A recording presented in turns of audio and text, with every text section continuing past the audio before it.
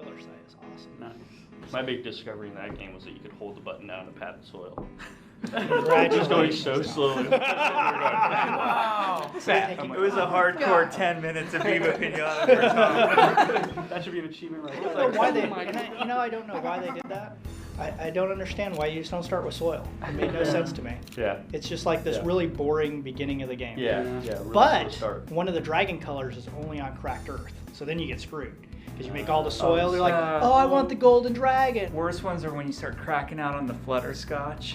Oh, yeah, I did those. It's Those like, are- yeah, I felt like those are Brando in Apocalypse Now, you know, I'm like, now I have to get this color. And it was like 4 hours later, Angela actually came in, she's like, just leave the butterfly, go do something else or whatever. I'm like, but look at the book, I need. It sort of starts with Viva Pinata, which I think is a really interesting jumping off point, because the fear is that the game that you guys have all worked so hard on, World of Warcraft, is a game that makes you a gaming monogamous. So what else are you guys playing right now in addition to World of Warcraft? I'm playing Guitar Hero 2 right now. I just finished Rainbow Six Vegas, was another recent game I played. Gears of War. I finished Crackdown, really enjoyed that. It wasn't very deep, but it was pretty exciting. Guitar Hero 2, same thing.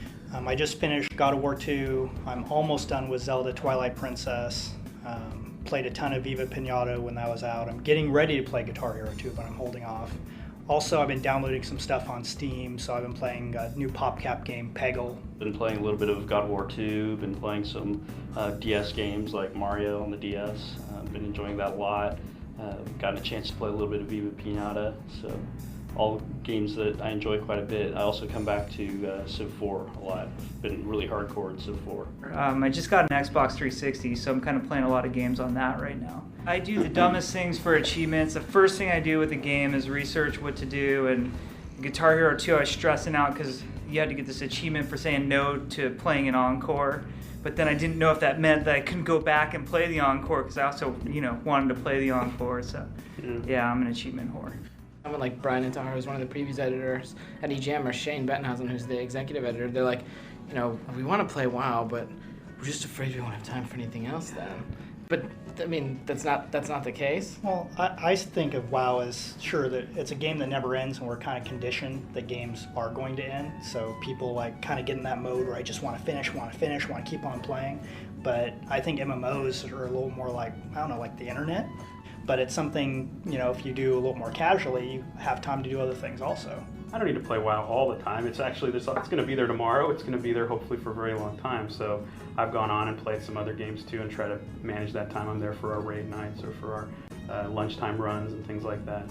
Lunchtime runs? Oh yeah? Yeah. We do our quick lunchtime runs. We get together on Mondays right before our lead meeting, and we do like some Coil Fang instance or some Akandun instance. We try to get it done in an hour. Yeah. I'll come in at the end of lunch, like, hey Shane, how's the schedule looking for whatever? And then he'll, turn around and answer me real professionally, and then I'll realize their whole group just wiped out because he's playing the priest. Yeah, you gotta heal him. You guys wipe, you make the game. Shouldn't you just be able to cruise through everything?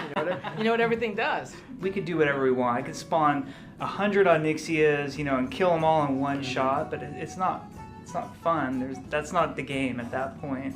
There's nothing like just, playing legitimately, seeing how things actually go. That's where the real fun is for us. Now, so you're rating. What are you rating right now? What are you working on in the game? I've been doing a lot of Karazhan lately. Not the most uber and epic thing in the game, but we have a little anonymous guild. When I started playing WoW, we decided to go anonymous, just underground. No one knew who we were, and we've been having a blast in Karazhan. That's what we're doing right now. Obviously, then when you're playing that, you have sort of these live guinea pigs that you're playing with, right? And I just I ask questions all the time. Nobody knows who I am or what I do, and I'll just ask, did you see the patch notes? What do you think of this class? What do you think of that class? What do you think of that item that just dropped? And they just think I'm like an inquisitive dumbass mostly, but really I'm just sitting there, computing all of it. And me and this guy got into a pickup UBRS group, and then just having to get the encounters explained to us. And it was mostly a guild group who just decided to take us to fill in the last couple slots. and they treated us like such morons, and it was just so funny. They're explaining how every little aspect of the fight works. So and so, have you ever done Drac before? Well, let me tell you how it works. And they're making up all these mechanics that we know have don't exist in the game whatsoever. But yeah, Nixia's deep breath, and we just followed like sheep. Yeah. What is? Has it ever actually been explained what exactly triggers a deep breath? It's totally random, and then one patch it actually bugged out. It's not that it bugged, but a bug got fixed related to it, which made it happen more frequently. So it became this rumor that Onyxia was deep breathing more, which it was totally a rumor, and it was totally random. And then all of a sudden, one patch, after it had even become kind of this legendary joke, it actually got fixed and was actually deep breathing more. And then we had to stop it. But the control mechanic was still random. It had nothing to do with players being clumped up or spread out or anything like that. To continue talking about the player base, I guess, part of the reason with, I guess, the Chromagus encounter is a good jumping off point.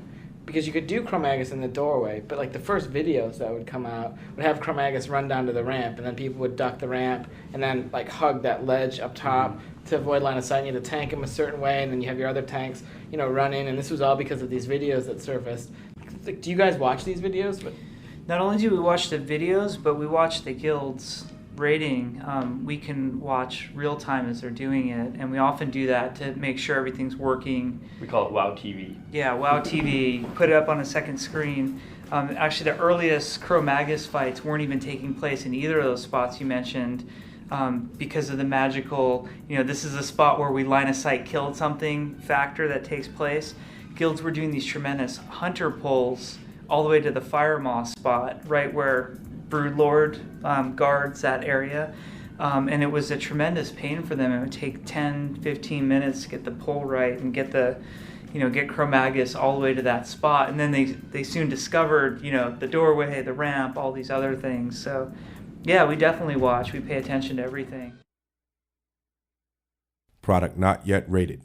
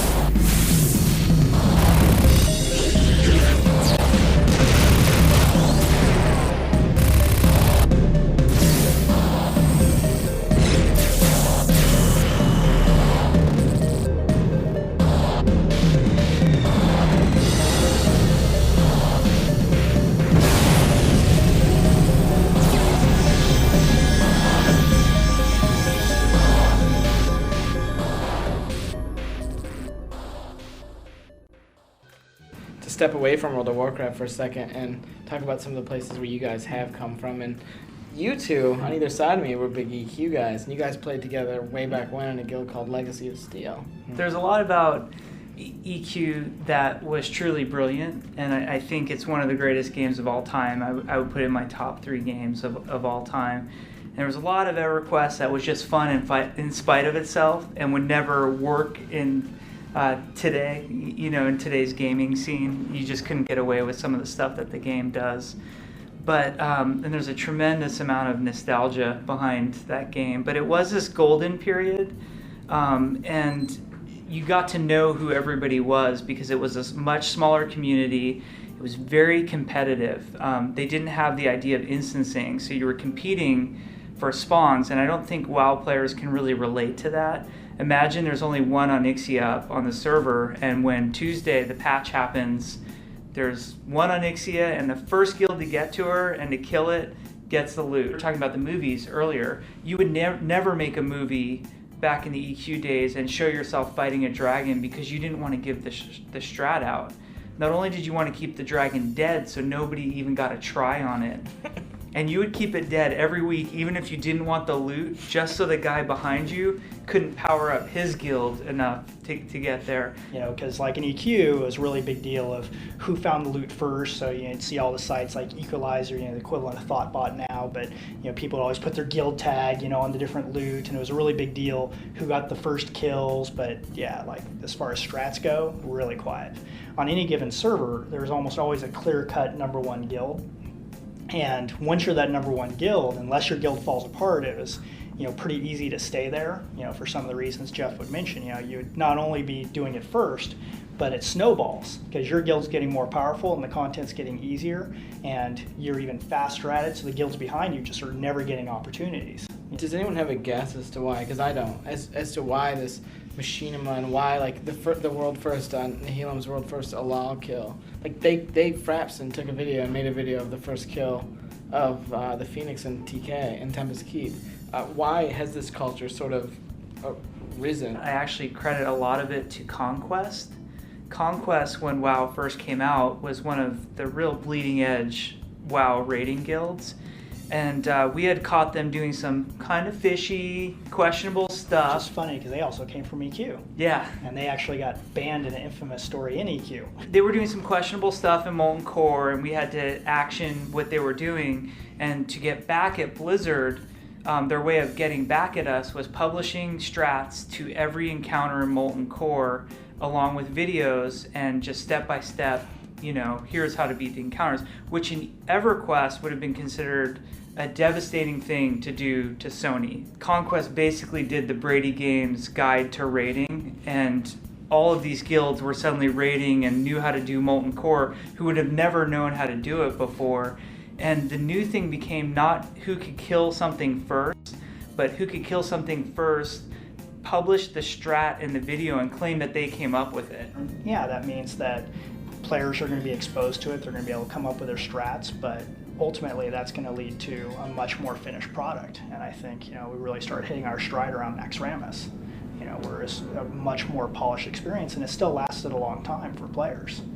So I'm glad we got around to Naxxramas because that's sort of the thing that WoW Raiders look at as like the pinnacle of what they saw from Azeroth WoW. Talk to me a little bit about Naxxramas in general, because the zone, if you look top to bottom, the zone, like it's winged, the loot is min-maxed. It's like without a doubt. It has some of the most memorable encounters in the game. It has stuff that I remember watching people try and figure out, and trying to figure out exactly why Patchwork is doing these things that he does. Why, like, you think back to those first few times that you pulled him and he just eradicates your entire group. But Naxxramas, really, there's never been anything quite like it. Well, I think the reason Naxxramas came out the way it did was because we spent more time on it. The construction of the zone itself began before WoW ever shipped. We had layouts of it, we had many meetings on it.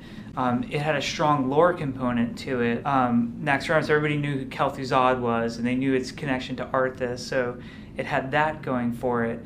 It had a lot of bosses and a winged approach that let people, if your guild happened to not be good at Anubricon, but you were good at, one of the other earlier bosses, you could pick the direction that you wanted to go. You could try Patchwork right off the bat, or you could go to the Spider Wing, or you could go to Instructor Resuvius, or whatever you felt comfortable for your raid makeup. And then the fact that it was butting up against the end of, original WoW's lifespan with the Burning Crusade right on the horizon, it gave it sort of a mythos that it wouldn't have had otherwise, because not everybody got to do it. Not everybody actually did kill Kel'Thuzad before WoW was over, so that just its place in the WoW timeline also made it a very special dungeon. We talked about older games, and you two talked about EQ. What about Shane? Tom, what about? Well, my background for MMOs comes from Ultima Online. Not only did I play the game for many years, I also worked on the game for many years. So definitely had a lot of fond memories of the Wild West that was UO when it first came out. There were a lot of crazy lessons to be learned from that game. A lot of fun that we had, back in the day. Was, I guess, kind of earned myself a reputation in that game as being a player killer.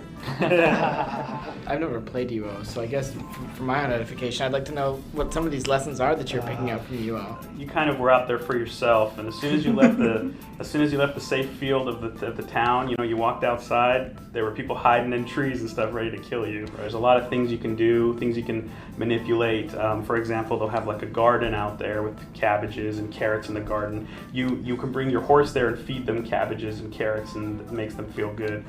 There was a character in a class in the game, or a type of skill, is a poisoner. We have a programmer on our team who played UO who would go out to these fields and poison all the carrots and cabbages, and you get random people come along to feed their horses. They'd feed their horse would take 3 steps and then die. You got to understand the way that game works. So it's free PvP. Any place you can kill anybody except for in the cities where the guards will kill you. And then when you kill them, you can just loot them. Take so everything all they their own. stuff, Yeah. like literally all their stuff, and they will be naked, resurrected, and all they have is the stuff they banked. So if they didn't bank a full set of second gear, then they're now no naked. gear. They have zero, nothing. Like inside the city, like at the Forge, is where everyone would hang out, and people would be bidding on things, and someone might screw up and do an aggressive action, and the guard would kill them, and their body would be lying there. And there's like 20 people around it, and you would actually see him get looted. You would see the graphic of his shirt goes to this guy, his pants go to this guy, and it's like these vultures. Yeah, it's like all of his stuff just A clothed poofs. person and then naked person. Strange behaviors. You could pickpocket people, and if someone noticed that you pickpocketed them, they could yell out guards in town, and then guards would swoop in. So you'd see like a bunch of people running around that are naked in town, and you always wonder, what the heck are they doing? Well, they're pickpockets, because they just basically don't walk around with any gear. They walk up next to somebody and they pickpocket them, and they don't care if they die because they're not going Once to they lose. actually successfully get some, they go and throw it in the Yeah, van. go throw it in the van. So But naked anytime guys are a thieves. naked guy walked up to you, I mean, maybe in real life this happens too, but you kind of took a step away from him. You're like, what's up with that dude? You've been to San Francisco, right? I mean, This is not unusual. UO is like my walk out of the Tenderloin. Thanks. Until next time. Yeah, thanks so much, though. But thank you very much for Thank Yeah, you. it was our pleasure. Thank you, guys. It was fun. Good times. Hey.